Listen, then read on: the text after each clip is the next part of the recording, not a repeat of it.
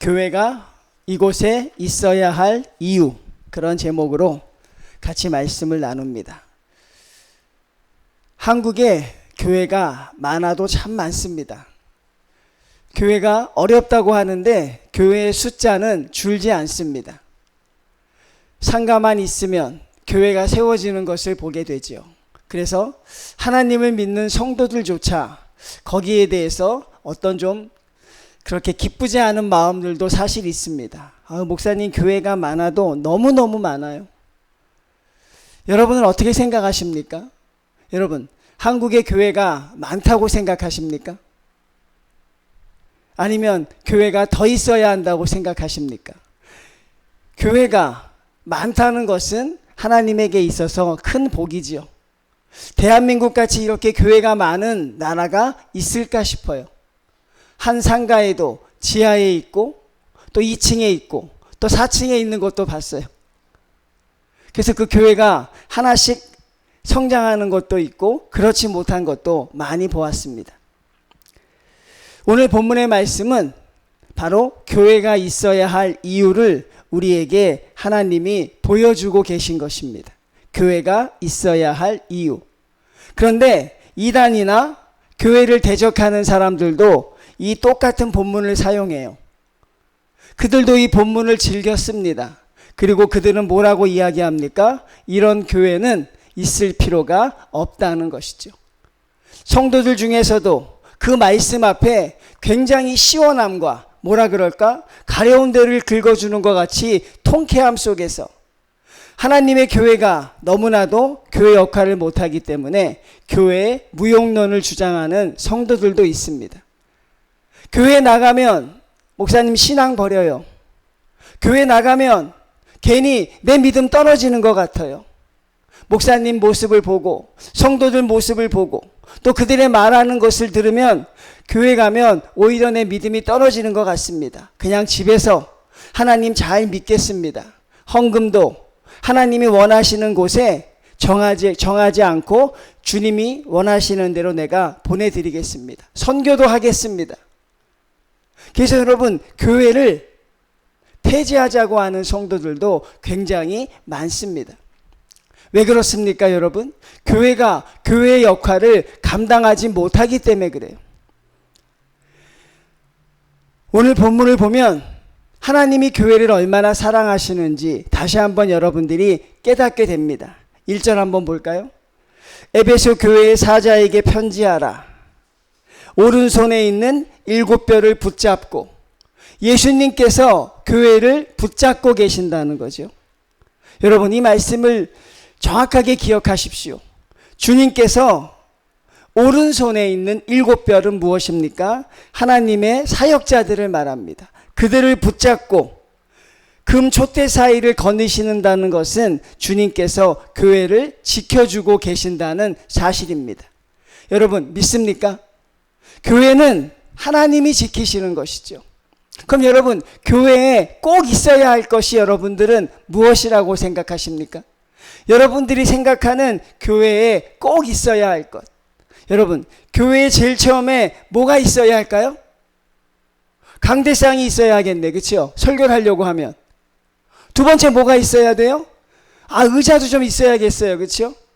또 뭐가 있어야 돼요? 여름이니까 에어컨도 있어야 하고, 밥을 먹어야 하니까 식당도 있어야 하고, 이렇게 우리가 교회에 있어야 할 것을 찾습니다. 설교하는 목사도 있어야 하고, 또 교회를 관리하는 또 재정부도 있어야 하고, 그렇게 생각하는 것이죠. 근데 여러분, 그렇게 생각하면 굉장히 복잡해져요. 그렇게 생각하면 교회가 세상과 다를 게 하나도 없습니다. 교회에 꼭 있어야 할 것은 무엇입니까?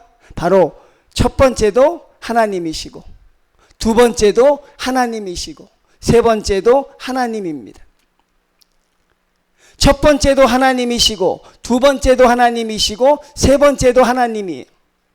오늘날 우리가 이 교회가 많은 것에 대해서 여러분들이 불편해하고 조금 부당한 마음을 갖는 것은 그 하나님의 교회에 하나님이 계시다는 그런 의미를 저희가 잊고 살기 때문에 그래요.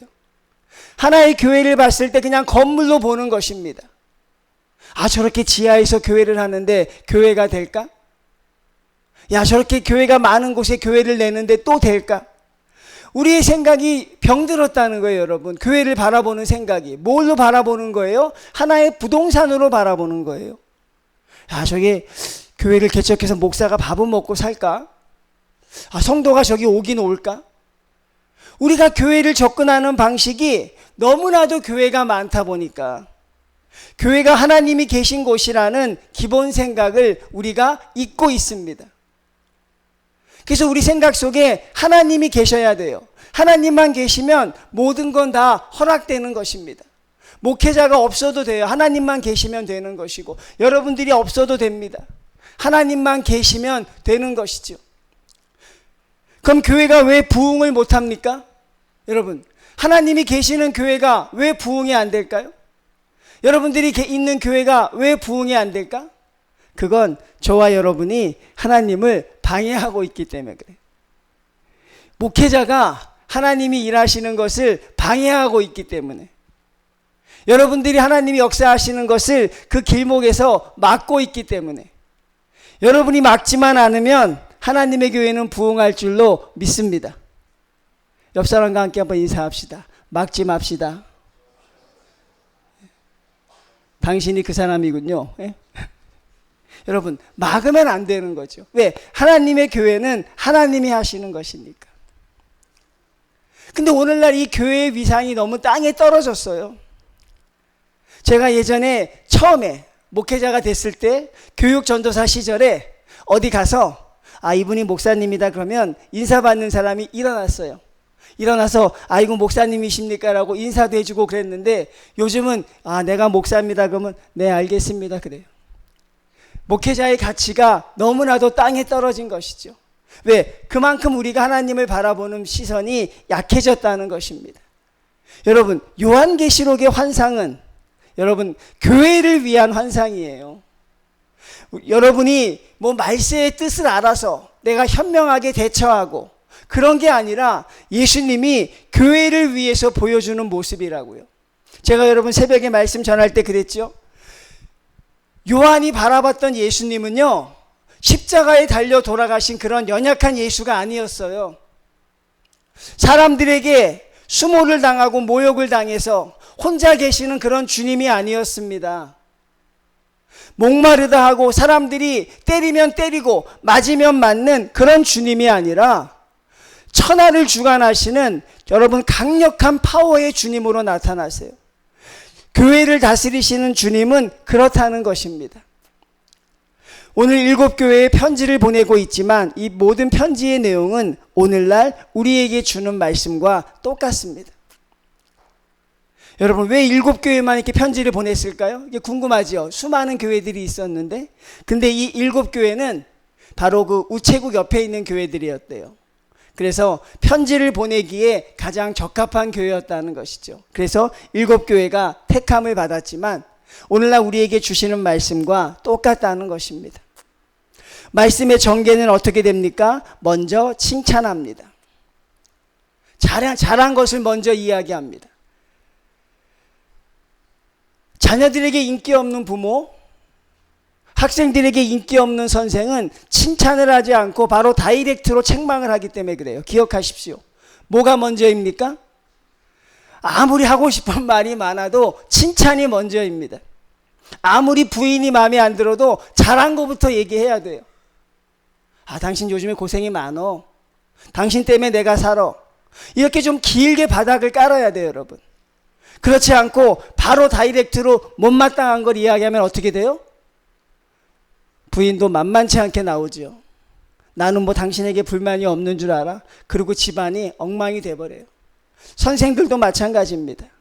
학생들이 잘못했을 때 그래도 칭찬할 게 하나도 없지만 칭찬할 걸 찾아야 돼요. 그리고 아, 잘하는구나 먼저 이야기하고 그 다음에 얘기하고 마지막엔 어떻게 돼야 돼요? 강력한 경고를 줘야 돼요. 이게 주님이 교회를 다스리는 방법이었습니다. 가장 먼저 뭘 칭찬합니까? 내가 내 행위와 수고와 내 인내를 알고 또 악한 자들을 용납하지 아니한 것과 자칭 사도라 하되 거짓 선지자들을 내가 드러낸 것, 그것을 말하고 있습니다. 내가 참고 내 이름을 위하여 견디고 게으르지 아니한 것을 내가 안다는 것입니다. 주님께서 아신다는 것이죠. 하나님이 여러분을 아신다는 것. 저는 이 말씀이 얼마나 위로가 되는지 몰라요. 내가 너를 안다고 하시는 것. 아들아, 딸아, 내가 너의 모든 걸 안다. 내 눈물을 알고 내 수고를 안다. 내가 무엇을 힘들어하고 내가 무엇을 어려워하는지, 내가 무너져서 또 마음 아파할 때 안다고 말씀하시죠. 주님께서는 모든 걸 아신다고 말씀합니다. 여러분, 에베소라는 도시에 대해서 좀 알아볼까요? 에베소가 어떤 도시입니까? 아주 교통의 중심지였어요. 로마의 식민지였는데 로마가 자치권을 줄 만큼 대단한 도시였습니다. 돈이 넘쳐나는 시대였어요. 사람들이 저마다 다 부유한 시대였습니다. 그리고 여러분, 이 에베소라는 도시에 오늘날도 많은 사람들이 이야기하는 아데미 신전이 있어요. 여러분, 그 신전을 몇천 년 전에 지었는데요, 그 신전의 크기가 지금도 엄청나게 화제가 되고 있어요. 아마 가보신 분은 알 거예요. 그렇죠? 120개의 기둥이 세워져 있고 한 번에 인구 사람 5만 명을 수용할 수 있을 만큼 거대한 신전입니다. 사람들이 그걸 아주 의아하게 생각해요. 어떻게 저렇게 큰 신전을 저 당시에 지을 수 있었을까? 어떻게 그럴 수 있었을까? 그래서 여러분, 이 사람들의 특징은 무엇입니까? 아데미 신전이 우리를 지키고 있다. 이 아데미 신전이 우리를 보호하고 있다. 그래서 우리가 이렇게 부유한 것이다. 그들의 믿음 속의 철칙이었습니다. 저 신전이 있고 저 신이 있기에 우리가 참 부유한 것이다. 그 생각을 깨트리기가 얼마나 어려웠을까요? 여러분 기억나십니까? 바울이 에베소에 가서 복음을 전할 때 데모드리오라는 은장색이 복음을 전해서 자기들의 우상이 팔리지 않을까 봐 바울을 향해서 심하게 대적했던 장면이 나와요. 바울은 교회를 옮겨 다닐 때에, 교회를 개척할 때에 한 교회에서 오래 있지 않았어요. 개척하고 넘어갔는데 에베소 교회에서는 무려 2년 기간이나 머무릅니다. 이 사람들을 볼 때 얼마나 이들에게 우상 숭배가 팽배한지, 얼마나 그들이 우상에 젖어 있는지 그들의 생각을 바꾸는데 바울이 여러분 그 도시를 떠날 수가 없었어요. 무려 2년간이나 머무릅니다.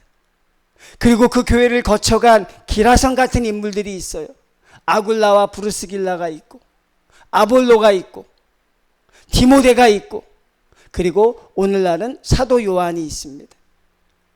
여러분, 이처럼 역사의 현장에 이 살아있는 에베소 교회가 얼마나 바울이 사랑하고 애쓰며 노력했는지 아느냐 하는 것입니다. 행위와 수고와 내 인내를 알고, 행위는 무엇입니까? 믿음입니다. 믿음이 있으면 행하게 되어 있는 것이죠. 이 행위를 바라볼 때 행위는 믿음입니다. 여러분, 믿음이 있으면 행해야 하는 것입니다. 이들은 행할 줄 아는 사람들이었습니다. 그 다음에 수고가 있습니다. 그게 무엇입니까? 사랑의 수고입니다. 믿음의 행위와 사랑의 수고와 인내입니다. 어떤 인내입니까? 견딜 수 없는 인내입니다. 여러분, 우리가 언제 가장 힘듭니까? 아무 변화가 없을 때예요. 내가 열심히 참고 참아도 내 삶에 어떤 변화도 없어요. 하나님 말씀대로 살려고 노력을 합니다. 내가 하고 싶은 것 하지 않고, 내가 바라는 것 하지 않고 하나님의 뜻대로 살려고 몸부림을 쳐요. 남들은 알아주지 않지만 나는 그렇게 살려고 노력을 합니다. 이익을 취하지도 않고 사람들과 다투지도 않고 하나님 말씀 지키려고 모든 걸 포기하며 살아요. 그런데 변하는 게 하나도 없어. 바뀌는 게 하나도 없어요. 여러분, 그럴 때 우리가 절망감을 느끼는 거예요. 에베소 교회 교인들이 그러했어요. 로마의 박해가 얼마나 심합니까? 여러분, 이 도시가 얼마나 부유한 도시예요. 그런데 그리스도인들은 경제력을 박탈당합니다. 돈을 벌 수가 없어요. 아이들을 학교에 보낼 수가 없어요. 남들과 똑같이 살 수 없습니다. 지하 토굴에 숨어들어 그렇게 살아야 돼요. 그래서 그들은 하나님 앞에 기도하며 하나님 앞에 생각합니다. 하나님, 이렇게 내가 살다 보면, 하나님, 우리 아이들이 이렇게 살다 보면 하나님, 우리에게 기쁨과 희망의 날이 있겠지요. 근데 여러분, 어떤 변화도 없어요. 어떤 기쁨도 없습니다. 나는 점점 더 힘들어져 가고, 다른 사람들이 부유할 때 나만 빈궁한 그런 처절한 좌절감을 느끼며 살아야 돼요. 1년, 2년이 아니라 수십 년이 지나갑니다. 바뀌지 않습니다. 아이들을 학교에 보내지 않아서 아이들이 점점 다른 아이들과 비교할 수 없을 만큼 뒤처져 갑니다. 다른 사람들은 집을 장만하고 차를 사고 여행을 다니고 하는데 지하 토굴에 숨어서 믿는다는 이유로 박해를 받아야 돼요. 그 세월이 1년, 2년이면 견디겠는데 10년, 20년 견디실 수 있습니까, 성도님들? 여러분, 그거 하실 수 있어요? 내 삶이 도무지 좋아지지 않는 거예요. 바뀌지 않는 거야. 그래서 여러분 말하고 있는 것입니다. 내 인내를 안다. 아무것도 변하지 않고 어떤 것도 바뀌지 않고 오늘 눈 뜨면 내일 똑같고 나는 또 힘든 삶을 살아야 하고 내일도 힘든 삶을 살아야 하고 그것을 우리에게 이기게 낼 수 있는 게 무엇입니까? 언젠가 견디면 잘 될 것이라는 하나님의 뜻인데 그 뜻은 너무나 먼 것이죠. 그럼에도 불구하고 이들이 인내했다는 것은 이들의 믿음이 얼마나 큰지 알 수 있다는 것입니다. 우리가 하늘나라를 바라본다고 합니다. 맞습니다. 그렇죠? 근데 점점 약해져 가고 있어요. 지금 이때가 종말이라고 합니다. 그런데 주님이 내일 당장 오실 것이라고 생각하는 성도는 한 사람도 없어요. 주님이 오늘 오실 것이라고 생각하는 성도들이 있습니까? 없습니다. 우린 뭘 생각합니까? 10년 뒤에 내가 뭘 하고, 노후를 내가 어떻게 대비하고, 100세 시대라고 하니까 어떤 삶을 살아야겠다. 이런 결심들은 많이 하죠. 그 생각 속에 주님이 오늘 내일 오신다는 그 말은 우리에게 정말 희미해져 가는 거예요. 안 그렇습니까, 여러분? 주님이 오늘 오신다고 하면 우리의 예배는 이것보다 더 간절해질 것이고, 주님이 오늘 오신다고 하면 여러분의 기도는 더 간절할 것이고, 주님이 오늘 오신다고 하면 여러분의 가정은 지금과는 다른 포지션을 취하겠죠. 근데 막연히 알고만 있는 거예요. 주님이 오시겠지. 종말의 때가 오겠지. 왜? 우리가 거기에 지쳐버린 것이죠. 모든 교회들이 거기에 지쳐 있습니다. 그래서 교회들이 어떻습니까? 이 당시의 교회는 재림의 때 종말을 준비하는 교회였는데 요즘의 교회는 웰빙을 주장하는 교회가 됐어요. 여러분, 큰일이죠. 성도들이 어떻게 하면 이 땅에서 잘 살까? 성경은 여러분 그걸 고민해 본 적이 없어요. 성경은 하늘나라를 준비하는 성도의 삶이지 우리가 이 땅에서 뭘 잘 살게 될까? 이 땅에서 우리가 무엇을 누릴 수 있을까? 목사님 말씀을 통해 어떻게 할까? 그래서 다니엘을 보면서 채식법을 배우기도 한다고 했잖아요. 다이어트를 이렇게 하면 되는구나. 다니엘의 믿음이 아니라 다니엘을 바라보며 그런 것을 생각해요. 에스더처럼 이렇게 때를 노려야겠구나. 여러분, 우리의 생각 속에는 온통 웰빙만 있는 거예요. 어떻게 하면 잘 살까? 어떤 사람은 더 잘 살고 싶어 교회에 나오는 거죠. 근데 여러분 기억하십시오. 성도는 웰빙이 아니라 웰다잉입니다. 우리의 고민은 어떻게 잘 살까가 아니라 어떻게 잘 죽을까? 믿습니까?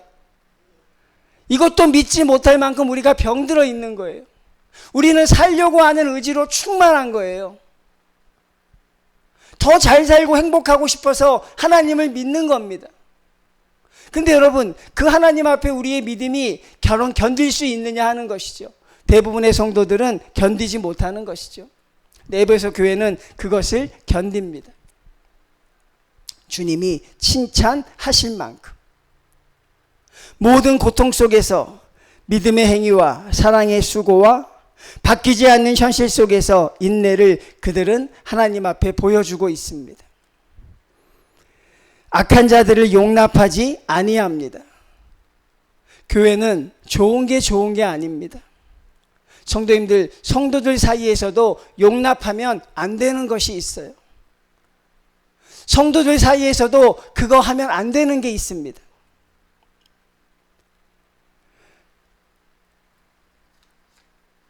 구역 예배 마치고 예배를 은혜롭게 잘 마쳤어요.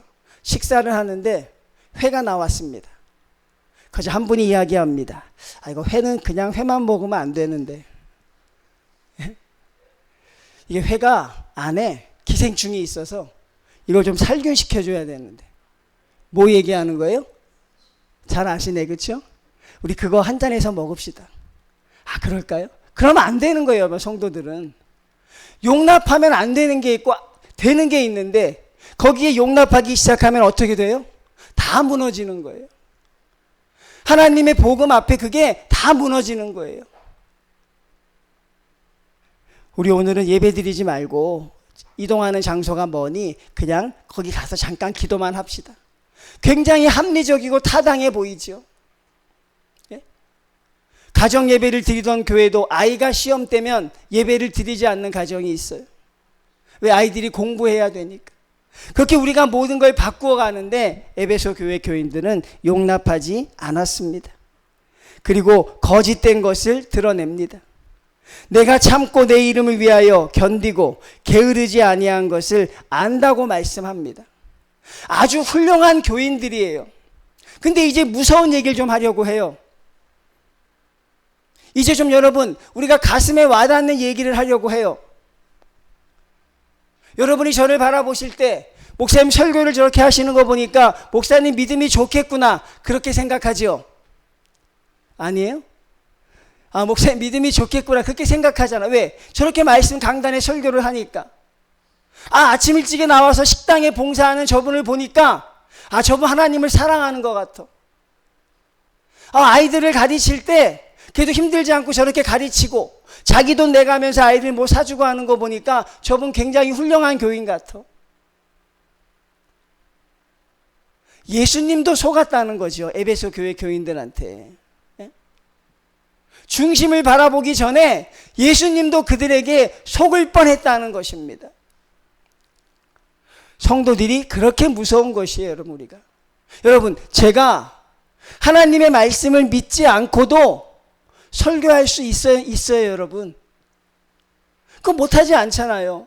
내가 천국과 지옥을 믿지 않고도 말씀은 전할 수 있어요.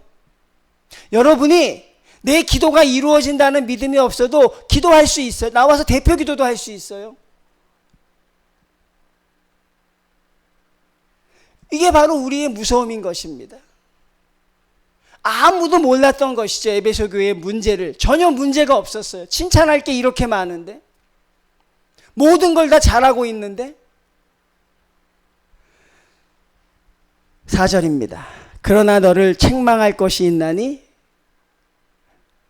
너의 처음 사랑을 버렸느니라. 어떤 성도는 이걸 읽고 뭐 큰 잘못은 아니네. 큰 죄는 아니네. 난 또 여기 무슨 뭐 이단을 저지르고 하나님의 말씀을 어기고 뭐 강대상을 얻고 뭐 그런 건 줄 알았는데 처음 사랑 버린 정도네. 근데 에베소 교회가 받은 책망이 가장 큰 책망이었죠. 여러분, 우리가 가장 위험한 것은 믿음 없어도 성도의 흉내를 낼 수 있다는 거예요. 하나님에 대한 소신이 없어도 목사의 흉내를 낼 수 있다는 겁니다. 여러분들은 몰라요. 전혀 눈치 못 채게 할 수 있어요. 여러분들이 집에서 부부싸움을 심하게 하고 와도 여기서 성도들이 모를 수 있어요. 왜? 서로 사랑하는 척 하니까 또 그렇죠. 아무것도 몰라요. 그것은 우리만 알 수 있는 것인데 성도들이 그렇다는 거예요. 저분이 저렇게 신실하니 저렇게 교회를 지키니 하나님을 사랑하는 것이다. 그런데 그들의 모든 행위가 사랑이 없이 펼쳐진 모습이었다는 거죠. 교사가 아이들을 사랑하지 않고 아이들을 가르쳤고, 목자가 양을 사랑하지 않고 양들을 가르쳤고, 성도의 위선이죠. 하나님이 가장 싫어하는 건 위선자입니다. 하나님이 가장 싫어하는 건 있는 척하는 자입니다. 그래서 주님이 가장 싫어하는 사람이 누구라고 했어요? 바리새인이라고 했어요. 그 안에 각종 더러운 걸 다 품고 있으면서도 하나님 앞에 믿음이 있는 척. 에베소 교회가 그런 교회였다는 것이죠. 사랑이 없으면 교회는 아무것도 아닙니다. 교회는 사랑하기 위해 모인 것이에요, 여러분. 여러분 착각하지 마십시오. 여러분 은혜 받기 위해 교회 나오는 게 아니에요. 우리는 하나님을 사랑하고 이웃을 사랑하기 위해 교회가 존재하는 것이죠. 그러니 교회가 이곳에 있어야 하는 이유는 바로 이웃들을 사랑할 수 있는 교회여야 한다는 것이죠. 우리는 지금 너무나도 잘못된 생각들을 하고 있는 것입니다. 하나님의 말씀이 아닌 여러분들이 만든 생각을 향해 가고 있는 것이죠. 사랑 없이 이 모든 것이 이루어졌다는 것입니다. 사랑 없이 믿음의 행위가 있었고, 사랑 없이 사랑의 수고가 있었어요. 말이 안 돼요. 이웃들을 위해 봉사하는데 사랑이 없었다는 것이죠. 이건 누구만 알 수 있어요? 사람들은 몰라요. 하나님만 알 수 있는 것이에요. 주님만, 중심을 바라보시는 주님만 아시는 거예요. 그래서 여러분 가장 중요한 건 무엇입니까? 우리가 하나님 앞에 진실된 성도가 되어야 한다는 것입니다. 외양이 중요한 게 아니라 하나님을 사랑하는 사랑의 마음이 너무나도 중요한 것이죠. 성도님들, 우리는 하나님 앞에 위선자가 되면 안 돼요. 하나님 앞에 우리는 그런 척하는 성도가 돼서는 안 돼요. 하나님 앞에 못하면 못하는 성도로 살아남으면 됩니다. 하나님 앞에 우리가 능력이 없으면 능력 없다고 고백하면 돼요. 그런데 에베소 교회는 완벽한 교회 같았지만 결국 그렇지 못했습니다. 주님이 해결책을 주십니다. 어떤 해결책을 줍니까? 어디서 내 문제가 생겼는지, 어디서 내가 잘못되기 시작했는지, 어디서 내가 무너지기 시작했는지, 이거를 여러분 뭐하라 그래요? 생각하라. 한번 생각해 보아야겠다. 골방에 들어가서 한번 내가 생각해 봐야지. 내가 어디서 무너졌는지. 그게 아니라는 거야, 여러분. 네? 능력도 없는 저와 여러분이 뭘 생각합니까? 지금 이렇게 살아가는데 우리에게 뭐 선한 게 있겠어요? 생각하라는 건 무엇입니까? 바로 이 말씀을 의미하는 것이죠. 말씀에 너를 비추어 보아라. 어디서 내가 무너지기 시작했는지, 어디서부터 내가 잘못되기 시작했는지 한번 보라는 것입니다. 그리고 뭐하라고 이야기합니까? 회개하라는 것입니다. 한번 생각해보고 회개하라. 그 다음에 주님이 우리를 향해서 쓰시는 방법이 있어요. 그게 무엇입니까? 우리에게 겁을 주는 거예요. 주님이 우리에게 강력한 경고를 내리는데 어떤 경고를 내립니까?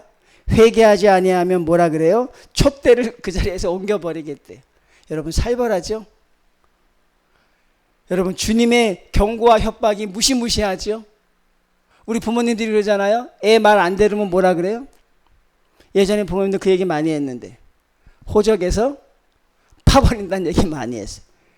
그 얘기 참 옛날 어르신들 많이 했어요. 자꾸 이러면 호적에서 파버린다. 똑같은 거예요. 교회가 교회답지 않으면 교회를 옮겨버리겠다는 거예요. 여러분 주님이 정말 그러시겠다는 것일까요? 아닙니다. 성도들아 제발 정신 차리고 살라는 것입니다. 성도에게 있어 제일 중요한 건 무엇입니까? 사랑입니다. 여러분에게 있어 제일 중요한 건 사랑, 그 이상도 그 이하도 없습니다. 고린도전서 13장에 가장 중요한 건 사랑이라고 했어요. 천사의 방언 소용없어요. 기도를 청산유수처럼 하고 방언을 하고 통변을 하고 병 고치는 은사 아무 소용없습니다. 아무 은사 없어도 사랑하는 은사만 있으면 그 사람이 최고입니다. 6절입니다. 오직 내게 이것이 있으니 내가 니골라 당의 행위를 미워하는도다. 이게 여러분 니골라 당이라는 이 가르침이요, 요한계시록 보면 때로는 이세벨로 나오고 때로는 발람의 교훈으로 나오거든요. 이게 여러분 아주 정말로 참 성도들에게 너무나도 매력적인 교리를 가지고 있어요. 여러분 이게 진짜 들으면 그렇게 살았으면 좋겠다라고 생각하는 가르침이 있는데, 그게 뭐냐면 여러분도 들으면 그렇게 기분 나빠하진 않을 거예요. 이 가르침이 뭐냐면 여러분의 몸은 영혼과 육신으로 되어 있다. 그래서 여러분의 영혼은 이미 구원받았다는 것입니다. 바뀌지 않는 사실이라는 거예요. 그러니 몸은 내가 원하는 대로 살아도 된다. 들으면 아주 매력적이잖아요. 내 영혼은 이미 구원받았으니 이제 내 몸은 막 살아도 된다. 성적인 쾌락을 일삼아도 되고 내가 하고 싶은 거 해도 되고 하나도 죄가 되지 않는다. 왜? 내 영혼이 이미 구원받았기 때문에. 그래서 그들은 그 믿음을 가지고 우상 숭배하면서 그 우상에서 성적인 음란을 합니다. 왜? 하나도 죄가 되지 않으니까. 돈을 벌기 위해서 그들이 마음껏 자기의 힘을 씁니다. 이게 바로 니골라 당의 교훈이에요. 내 영혼이 소중한 것이지 육신은 하나님이 너의 죄로 생각하지 않으니 육신은 내 쾌락대로 살아가라. 교회 와서 주일날 예배드리고 영혼이 주님 앞에 구원받았으면 나머지는 내 마음대로 살아가라는 거죠. 그러니까 얼마나 많은 사람들이 이 복음에 넘어갔겠어요. 이 견디고 힘들다가 지친 사람들이 얼마나 여러분 이 복음에 넘어갔겠어요. 그런데 그 복음 속에서도 에베소 교회가 잘 지켜냈다는 사실이죠. 성도님들, 교회는 이 지역에 있어야 합니다. 근데 조건이 있습니다. 하나님이 계셔야 합니다. 하나님이 계시는 교회는 많을수록 좋습니다. 하나님이 계시는 교회는 전체 상가에 다 있어도 괜찮습니다. 그런데 하나님이 계시지 않는 교회는 없어야 합니다. 목사가 주인 되는 교회는 없어져야 합니다. 성도가 주인 되려고 하는 교회도 없어져야 합니다. 수익만을 따지고 재정만을 따져서 생계 유지하려고 하는 교회도 없어져야 하는 것이죠. 왜? 교회는 존재 자체의 이유가 아니기 때문에. 정인교회는 이 지역에 있어야 할 이유가 있겠습니까, 여러분? 정인교회는 반드시 이 지역에 있어야 합니까? 하나님이 이 지역에 세우신 이유가 있습니까? 아니면 옮겨져야 할 교회입니까? 그건 여러분이 잘하고 못하고가 아니라 이 성전에 하나님이 계셔야 하는 것입니다. 정인교회는 하나님이 이곳에 세운 이유를 찾아가는 교회가 되길 바랍니다. 여러분 기억하십시오. 교회는 하나님이 계셔야 합니다. 그리고 하나님이 계시면 어떤 어려움도 이겨내게 될 줄로 믿습니다. 하나님이 기뻐하시는 교회, 하나님이 이곳에 있음을 정말 마음 든든하게 생각하는 우리 그런 정인교회가 되시기를 주님의 이름으로 축원을 드립니다. 하나님 감사합니다. 주님, 교회를 사랑하셔서 이곳에 세워주시고 하나님의 역사를 감당케 하심을 감사합니다. 주여, 하나님 앞에 책만 받지 않는 교회가 될 수 있도록 하나님 함께하여 주시옵소서. 예수님의 이름으로 기도드리옵나이다. 아멘.